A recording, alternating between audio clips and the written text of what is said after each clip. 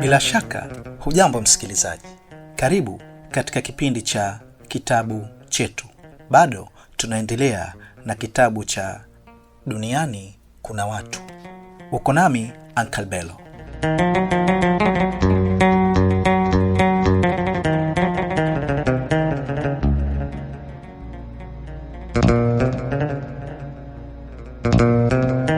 Siku mbili zilipita kimya, siku mbili ambazo zimechwea Bwana Musa katika hali ya machugachuga. Hana raha ya moyo. Najum alikuwa akimtazama tu rafiki yake bila kumuuliza neno. Hata siku ile jioni walikuwa wamekaa sebuleni kwa Bwana Musa, Najum alithubutisha kumuuliza, "Una nini Bwana Musa? Siku mbili hizi zote na kuona kama si hadhir kabisa, kama lipo neno na wasiwasi nalo na linakushughulisha roho yako. Nini cha mno?" Si neno kubwa Najum, alijibu Bwana Musa, lakini kwangu mie ni kubwa. Unaona kuwa kadhia safari hii aliyotuletea Spectre Safe imeishia katika kunivunjia heshima na sifa yangu. Vipi? Baada ya yeye kuiona ngumu na kumshinda kuitatua, katuletea sisi hapa tumsaidie, ingawa yeye hajui, lakini na mimi niliona kuwa ni ngumu vile vile. Tukaitia maanani na tukaanza mimi na wewe kuichambua vifungu vyake tulivyodhani kuwa ni muhimu katika kufumbulia fumbo lake lililofumba na kujificha. Leo hii imekuwaje? Kila kitu kimekuwa rahisi kama mtu kufyatua vidole vyake viwili. Bwana Musa aliailisha vidole vyake viwili, cha kati na cha gumba, kwa ghafla vikatoa sauti ya kualika.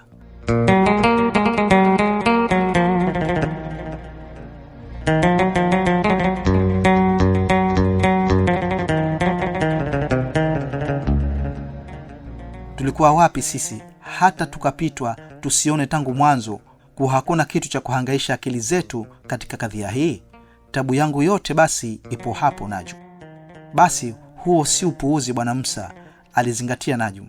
Basi hilo liwe ndio jambo la kujinamia hivyo. Kwanza hapana ajuai kuwa umeletewa wewe kadhia hii. Bwana Musa, nimekukuta. Walisikia sauti ya Spectre Safe kwa dirishani. Najum alimuitikia na Spectre Safe alizungukia mlangoni akaingia. "Je, ni maendeleo gani Bwana Musa?" aliuliza Safe. "Maendeleo?" aliuliza Bwana Musa kwa kushtuka. "Maendeleo ya kitu gani?" "Ikiwa unakusudia maendeleo ya kesi yako," aliendelea Bwana Musa. "Kesi hiyo si imekuisha bwana? Yote ilikuwa ni kutaka kujua mali adhimu ya bwana hakimu imekwenda wapi. Wewe unasema imeibiwa na mwizi umemkamata. Tena nini?" "Sikiliza basi Bwana Musa," alieleza Spectre Safe. "Limezuka jambo jingine jipya ambalo kwa namna yake halihusu chochote kesi yetu, lakini kila nikitizama naona halikunikalia vizuri."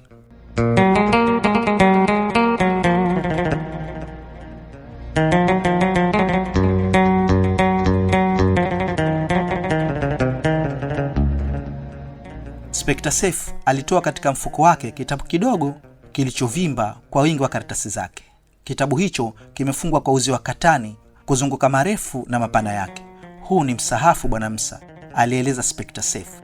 "Nimeukuta station umewekwa hapo apewe Bwana Saleh anayefanya kazi ya udereva kwa marehemu Hakim Marjani. Umewekwa hapo na bibi mmoja aitwaye Mariamu Mkembe akaaye Kazole. Bibi huyo kapewa msahafu huu na bwana mmoja asiyemjua. Alimuomba ampe mwanawe msahafu huo kuwa ni zawadi, yaani mwanawe yeye Mariamu. Bibi Mariam hana mtoto wa kumzaa mwenyewe, bali anaye mtoto wa kupanga aitwaye Saleh, na huyo Saleh anavyomfahamu yeye, huyo bibi anafanya kazi ya udereva kwa bwana Hakim Marjani. Kijana huyo anavyosema huyo bibi," Spectre Safe alizidi kueleza.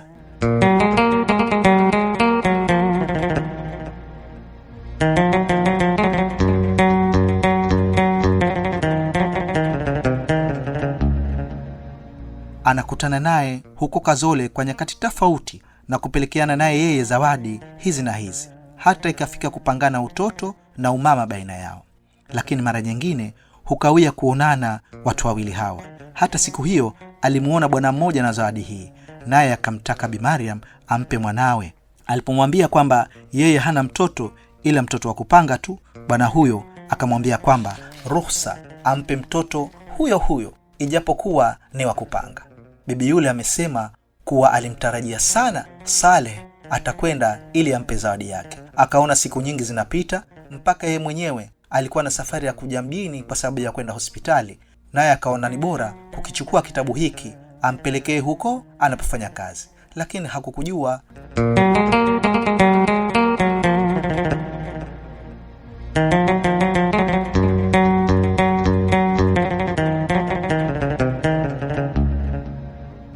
akaona kurudi nacho kitabu hicho yeye anakiita kitabu si vyema, hajui lini atakutana naye mtoto huyo, na kwa hiyo aliona bora kukileta station na sisi tumpe huyo kijana. Unasemaje bwana Musa? Bora umpeleke mwenyewe, lakini bora vile vile nionavyo mimi twende pamoja, maana naona mambo yenyewe yanafadhaisha. Zawadi yenyewe ni msahafu mkuukuu, kapewa bibi huyo na bwana mmoja hamjui, ampe mwanawe. Hana mtoto anaye wa kupanga, ampe huyo huyo mtoto wa kupanga. Mtoto wa kupanga akasadifu kuwa ni Saleh, dereva wa marehemu Hakimu Marjani. Katika yote haya tungeweza kusema kuwa limo jambo la shaka ndani yake, lakini zawadi yenyewe ni msahafu, si kitu kingine. Wote watatu walitoka akaingia katika gari la Inspector Seif lililokuwepo nje, na alipokisha kukaa makini ndani ya gari, Seif alivuta mitambo ya mota na gari likajisukuma mbele kufuata njia ya Mnazi Mmoja, Kidutani Main Road mpaka Mambo Msige.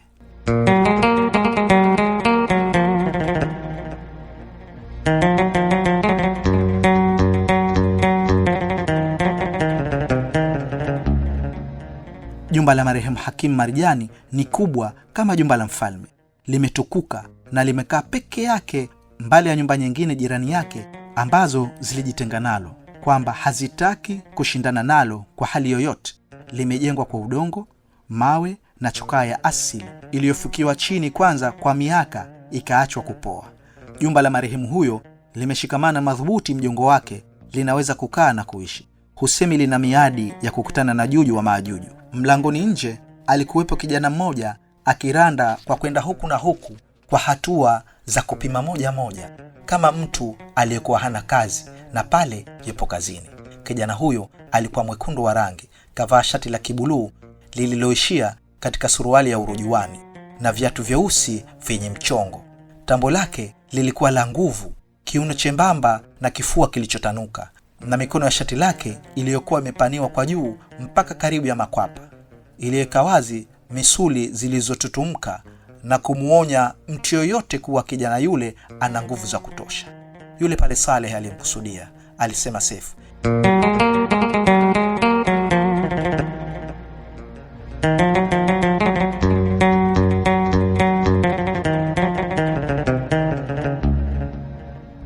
Yeye ni kijana madhubuti kwa kila njia, aliendelea kumsifu.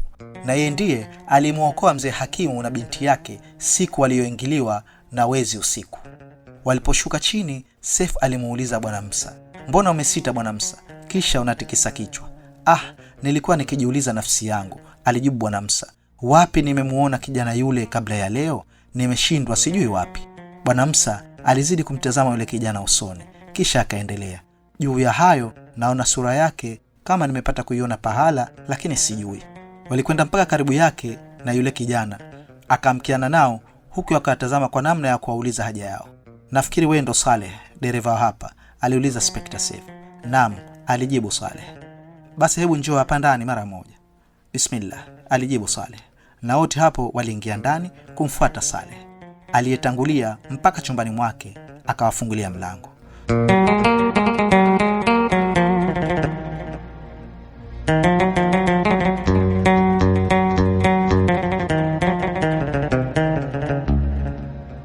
Chumba cha Saleh kilikuwa kipana na kirefu chenye madirisha mawili makubwa. Kitanda chake cha vono kilitandikwa vizuri na juu kimefunikwa chandarua kilichokuwa kikining'inia kutoka kwenye dari. Kabati moja la kioo cha wima, kochi zuri la muundo wa Kichina, meza pana ya kuandikia, na juu yake palikuwa na vijitabu vidogo vidogo kama vile vya kujifundishia kusoma, kalamu na madaftari ya kuandikia, vyote vimepangwa kwa utaratibu mzuri. Karibuni mkae kina bwana, Saleh aliyokaribisha wageni wake. Na wewe kaa kitako. Inspector Seif na Najum walitafuta pa kukaa wakakaa, isipokuwa Bwana Musa ambaye alifuata madhehebu yake yale yale ya desturi ya kusimama na kiko chake mkononi. Bwana Saleh alianza, Inspekta Seif, nitapenda kukuuliza maswali kidogo. Tafadhali Bwana Inspekta. Unamjua bibi mmoja hivi aitwaye Mariam akae Kazole? Namjua. Unamjua vipi?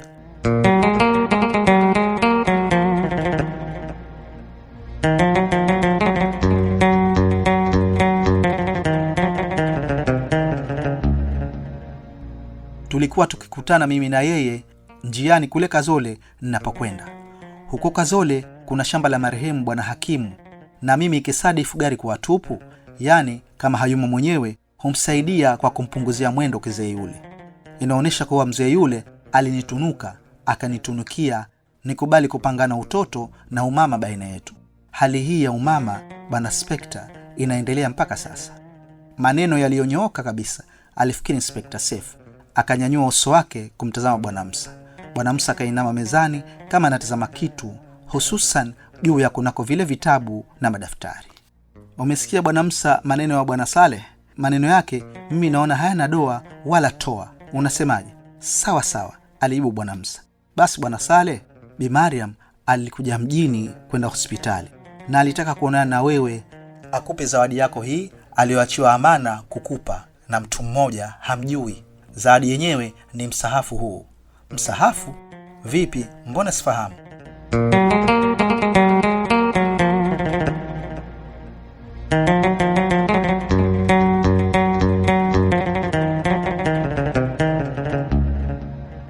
Msahafu huu kauacha Bi Mariam huko station ili upewe wewe, ikiwa unafahamu, ikiwa hufahamu, mimi sijui tena. Hata sijui nifanye nini mimi msahafu huu. Bwana Saleh alidakuliza kwa mateso. Kwanza mimi sikusoma Qurani. Hebu msahafu wenyewe. Bwana Musa alionyosha mkono kupokea. Ruhusa kufungua? Aliuliza Bwana Musa. Ruhusa bwana, alijibu Saleh. Bwana Musa alifungua tanzu za uzi uliofungiwa msahafu ule. Akaufunua kuutazama ndani. Msahafu mzuri huu, alifafanua Bwana Musa. Msahafu wa asili umechapwa huko Misri. Adimu sasa misahafu kama hii. Misahafu tunayopata hivi sasa yote imepigwa chapa nchi nyinginezo, na kuitazama utaona yote ina makosa chungu nzima. Juzi hapa mimi nilitafuta maduka yote msahafu uliochapwa huko Misri nisipate. Chukua huu bwana kama utakufaa, Saleh alisema upesi upesi. Bwana Musa alimshukuru sana Saleh kwa ukarimu wake, na ilivyokuwa hawana jengine walilojia pale ila ule msahafu tu, na kama utaleta sababu za kutia shaka na tuhuma juu ya habari ile na wale inaowahusu kesi yao, wageni aliaga kwenda zao, na zawadi ya Saleh imemsihia Bwana Musa. Mambo yamekwisha. Msikilizaji, endelea kusikiliza Duniani Kuna Watu.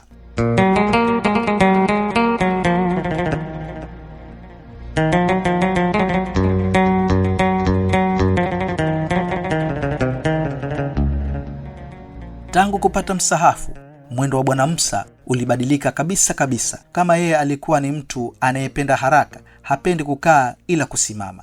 Kama alikuwa anapenda kwenda na kurudi. Bwana Musa sasa amegeuka kuwa mtawa au wali mkaapweke. Yeye na msahafu wake tu. Hata Najumu akija hustaajabu kumuona mwenziwe kajirusu juu ya kiti mezani mwake, msahafu mbele yake na kiko chake mkononi, akitupa funda moja moja la moshi, na huku akifunua karatasi za Qur'an 2, 3, 4 au 5, moja moja mfululizo, apate anaotaka. Akai kusoma kwa tuo kimya kimya, na huku anavuta, na mwisho asogeze kidaftari chake kidogo anukulu anayotaka ndani yake. Wakati huo hata akijaribu vipi Najum kumsemeza, Bwana Musa hageuki la kwa kumtizama wala kumjibu neno, yeye na kutalii kwake tu. Jambo hili lilisumbua roho ya Najum, likamletea kuudhika na rafiki yake. Tuseme kuwa ananyamazia vile kwa sababu kusoma Qur'ani, maana ndiyo inayohusika wasemavyo wanachuoni kuwa mtu akisoma Qur'ani huwa anazungumza na Mwenyezi Mungu. Basi wakati huo haifai kusema na binadamu mwenziwe. Lakini mbona Qur'ani ile inasomwa na kiko kinatoa moshi mdomoni mwake? Basi ile si jeuri? Mtu huwaje kuzungumza na Mungu wake na toza mdomoni? Watu wengine kuchukulia kuwa ni jeuri hata kama mtu atazungumza na wao binadamu wenzake na toza mdomoni. Jambo hili lilimtia Najum hamu nyingi na ghamu si haba. Wakati mwingine humjia pepo wake, akafutuka akenda zake kwa dhamiri kuwa harudi tena kwa msafihi yule aliyeshupaa kwa dharau na takabari. Lakini mara hubadili nia yake, akarudi tena kwa rafiki yake asiweze kumkosa.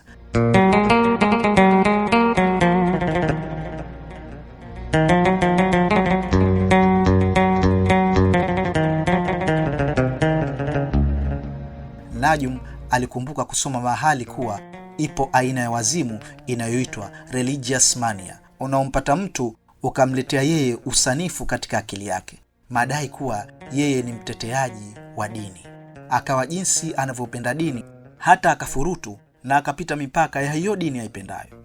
Najum alimkumbuka bwana mmoja uliompata wazimu huo, akakumbuka namna alivyompiga mkwaju mwanamke mmoja njiani kwa sababu alikuwa akiringa na akinukia uturi mzuri, kwani yeye alifasiri kuwa mwanamke yule ni mwasharati anakwenda uzini na kuzini haramu. Alikumbuka vile vile alipotoka mtu huyo huyo akaenda kumvunjia mtu mmoja nyumba yake kwa mitaimbo kwa sababu mtu huyo alikuwa akiuza ulevi katika nyumba hiyo.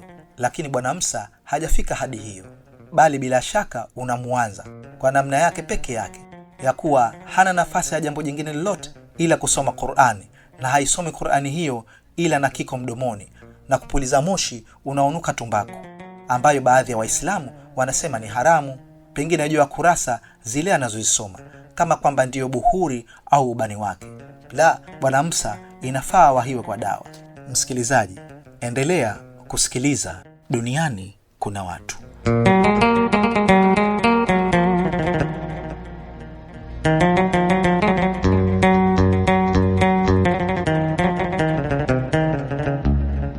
Kwa muda siku 2 Najim hakupita kwa bwana Msa, au kusema kweli hasa hakupita ndani mwake, kwa sababu kwa nje tu alikuwa akipita kumchungulia kwa dirishani na alimuona katika hali ile ile, hurudi nyuma akenda zake. Siku ya 3 alipopita kumchungulia rafiki yake mgonjwa, alimuona bwana Msa akipiga mirando sebuleni mwake, kiko mdomoni kinatoa moshi kama meli na huku anatazama juu. Najim alistaajabu zaidi kumuona rafiki yake kabadili nguo, jambo ambalo lilikuwa adimu kwake tangu alipoingia katika ibada ya kusoma Qur'ani kwa toza, kwani nguo zake zilikuwa ni zile zile, kuoga haogi, sijui kama kula alikuwa akila. Najum alipogusa mlango tu na kutaka kuingia ndani, alisikia sauti ikiita kwa kelele kutoka ndani. Najum, ndiye au sie? Kama ndiye basi usiingie ndani, toka mbio, nenda pale kwa Juma Machenza Mkunazini, mpate Mrisho, uje naye na gari lake hapa atuchukue. Zamani na kusubiri mimi. Bwana Msa nini tena leo? Najum aliwaza rohoni mwake, lazima analo jambo moyoni mwake, au ndio mwanzo? Tutaona. Nenda Najum, usisimame kizingitini namna hiyo, alipiga kelele bwana Msa. Bwana Msa aliendelea kuranda bila kutamba au kuonesha majivuno au kunyata katika hatua zake. Jambo moja lilikuwa dhahiri, bwana Msa alikuwa kafadhaika, ana dukuduku na kikaka kikubwa. Kila mara alikwenda dirishani kutazama kama Najum anakuja na gari.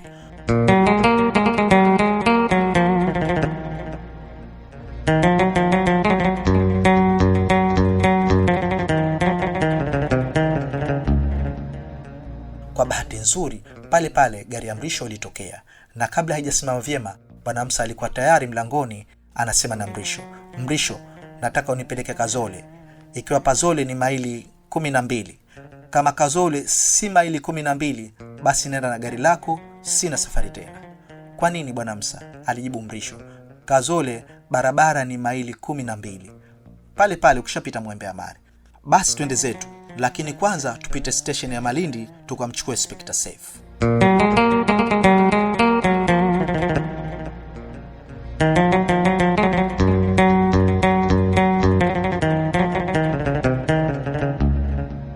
Inspector Safe alishtuka, akateguka pale alipokaa kwa kumuona bwana Msa anateremka katika gari.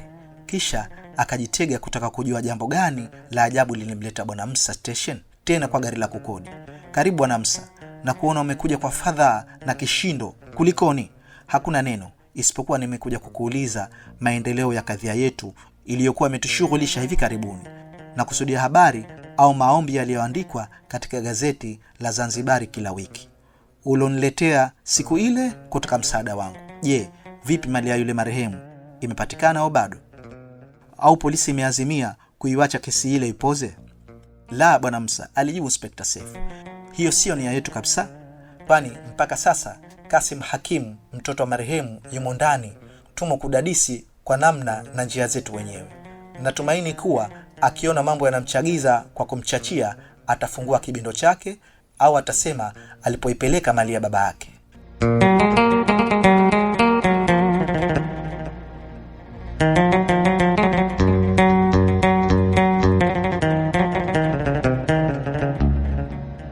Hivyo bado unamtuhumu kijana yule kuwa ndiye mwizi wa mali ya baba yake, na hivi bado wanamweka ndani tu? Bwana Musa aliuliza taratibu. Nifanyeje bwana Musa? Ila kila kitu kinaonesha kidole upande wake. Basi mimi nitakwambia Inspector Seif, alianza tena bwana Musa kwa utaratibu ule ule. Kasim anaweza kuwa mhalifu wa kosa jingine lolote lile, lakini anaweza kumshika Mungu kwa mkono kuwa Kasim hajui jambo lolote katika wivi uliopitishwa juu ya mali ya baba yake. Ingia katika gari lile pale, tuenze tukakuoneshe mali hiyo ilipo. Halafu nikuthibitishie kuwa mali hapo haikupelekwa na Kasim. Huachi bwana Musa, alistaajabu Inspector Seif. Lazima wewe uoneshe miujiza katika mambo yaliyoshahiri dhahir kwa watu wote wenye macho na akili timamu. Daima wewe umejiweka kubadilisha cheusi kukifanya cheupe na usiku ukaufanya mchana. Inspector Seif, sijui kama hivyo ndivyo katika jumla ya kunisifu au ndio namna yako ya kunishtumu na kunisuta, lakini tukenda nitakuonesha mali ilipo. Halafu nikikueleza na kukamatisha mwivi wako mkononi, basi hutanibeua tena kama hivyo. Najua wewe mie, alijibu Inspector Seif akitikisa kichwa. Lakini bwana Musa, kama unadhani kuwa mimi nakudharau, basi unakosea. Katika watu wanaokuheshimu, watu wanaokujali na kukuthamini, basi ni mimi, wala usifikiri vingine kabisa. Tuenze tu bwana Musa.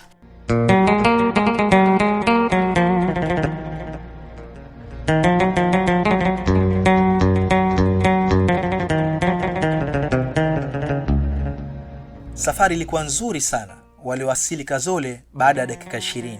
Kwa dokezo la rai ya bwana Musa, walikwenda mpaka kwa sheha wa Kazole. Njiani bwana Musa alimwambia Inspector Seif aombe msaada wa sheha, lakini maombi yanayohitajiwa atamwambia yeye. Walimkuta sheha amekaa barazani kwake anazungumza na watu wawili. Alipomwona Inspector polisi anakuja, sheha alisimama akamkiana nao, akawaruhusu kuondoka wale wenziwe aliokuwa nao. Naam bwana Inspector, nini habari? Naona umefika hapa, inshallah utakuwa mgeni wangu. Asante sheha, alijibu Inspector Seif. Ama kwa ugeni, tafadhali tusamehe kwa hili leo, bali nimekuja kwako mara moja tu kutaka msaada wako. Tafadhali bwana Inspector. Huyu bwana ni bwana Musa, labda umepata kumsikia, alitangaza Inspector Seif. Yeye ni msaidizi wetu. Bwana Musa anataka kuomba msaada fulani kwako, tafadhali tusaidie. Inshallah bwana Inspector, alikubali sheha, hakukasiri. Unasemaje bwana Musa? Mimi nimepata kusikia habari zako, lakini ndo kwanza leo nimepata bahati ya kukutana na wewe. Asante bwana sheha, alijibu bwana Musa. Na mimi kadhalika nina furaha kuu ya kukutana na wewe. Wote walikuwa kimya kumgoja bwana Musa awashe kiko chake kinachomtuliza akili yake.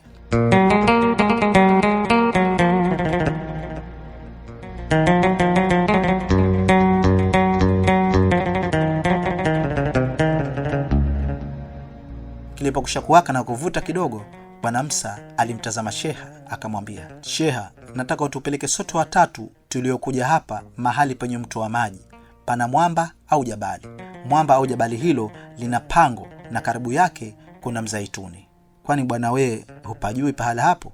Aliuliza sheha. La, sipajui, alijibu bwana Musa. Naona kulieleza kama mtu mwenye jinapo, alijibu sheha. Ni sadiki sheha kuwa sipajui, na kama ningepajua basi tusingekuja kwako asilani na kuja kukutabisha, bali tungekwenda tu wenyewe moja kwa moja. Chukulia bwana kwa mahali hapo nimeelezwa na kuelekezwa na mtu anayepajua. Vyema bwana, alijibu sheha. Basi kama mtayari kwa kwenda, mimi tayari kukupelekeni.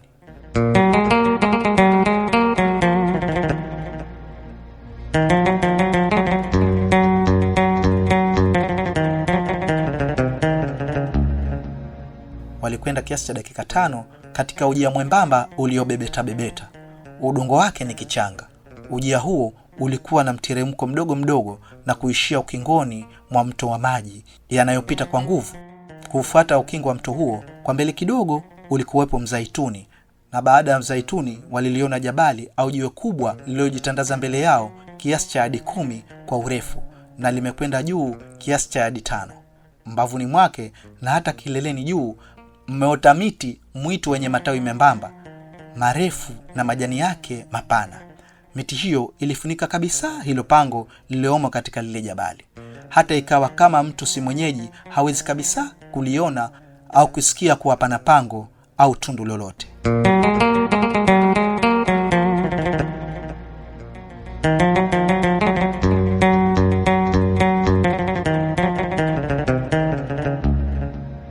Kwa hiyo watalii waliokuja iliwabidi kuoneshwa na wenyeji wao wapi lilipo hilo pango.